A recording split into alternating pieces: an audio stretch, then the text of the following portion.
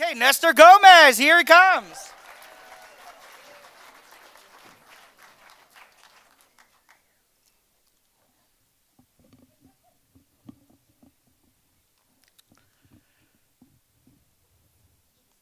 So, it's too low.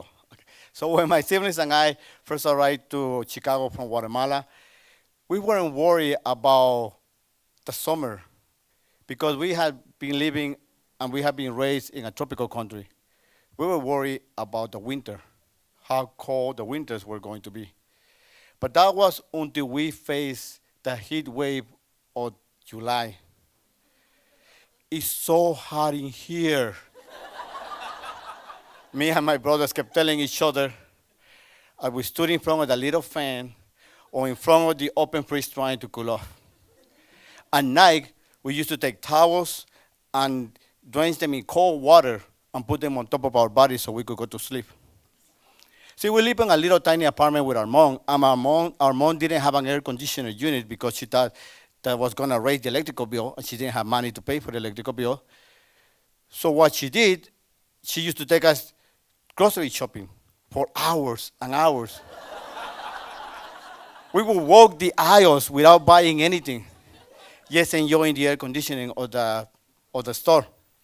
So we did manage to survive our first summer in Chicago. In fact, not only did I manage to survive the first summer in Chicago, but 5 years later, I managed to reproduce. So I got married and I immediately had 2 kids. So my daughter was born and she was very healthy. So when my son was born 11 months later, 11 months, so it was really hard. Well, 11 months later, I was surprised that he was born with a cold because my daughter had been so healthy. And we took him back home, and a couple of weeks later, he got really bad, and we took him to the hospital, and the doctor told us that he was born with asthma. And he kept going into the hospital back and forth, a lot of times.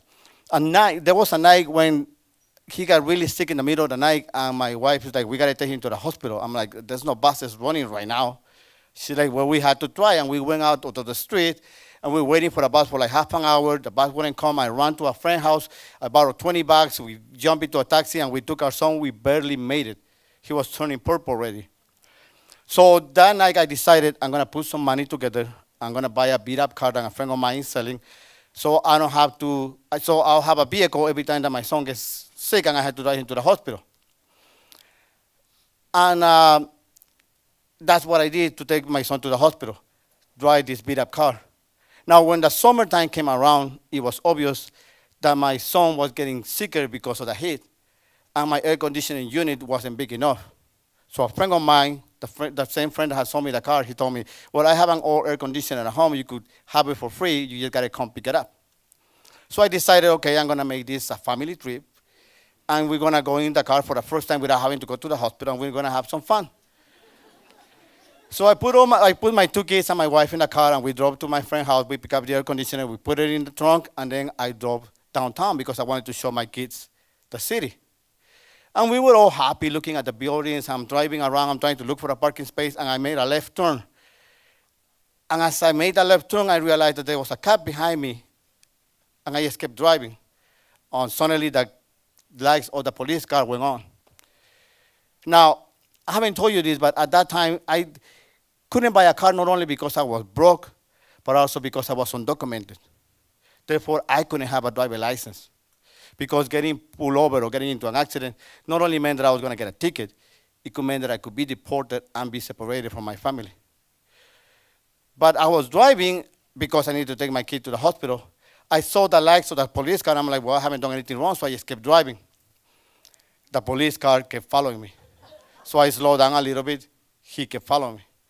I pulled over to the right a little bit. He pulled over right next to me, and a police officer went, stop the fucking car. So I stopped the car immediately. He pulled over behind me, and then he came over to the window, and he asked me, why you didn't stop the car? Didn't you see the lights? I'm like, yeah, I didn't know you were trying to stop me. I haven't done anything wrong. And he's like, you make an illegal left turn. Driver license and registration. I'm like, I don't have one. So he told me to step out of the vehicle, and he immediately started to put handcuffs on me. The only thing that I say is like, please, not in front of my kids. Please, not in front of my kids. He started to drag me away from the car. And I tried to tell my kids, everything's gonna be okay, everything's gonna be okay. A female police officer came out of the car and asked him, what's going on? Why is he in handcuffs? And he's like, well, he got no driver license. By now, my kids had started crying, and my wife had moved to the back of the car to try to calm them down. She looked into the car, and I explained to her, my son is sick, he has asthma, I needed to get an air conditioner, it's on the trunk. That's why I'm driving without a license. She asked for the car keys, and she opened the trunk. She looked at the other police officer and goes, just let him go. But he has no driving license. Just let him go, she said. The police officer undid my handcuffs and told me, go. I got in the car and I started to drive away. The summer I realized that as long as I work hard for my family, as long as I have friends that were willing to help me, and as long as there were people who were open-minded and understand that sometimes not everybody lives under the same conditions, me and my family were going to survive no matter how hard the summers got. Thank you.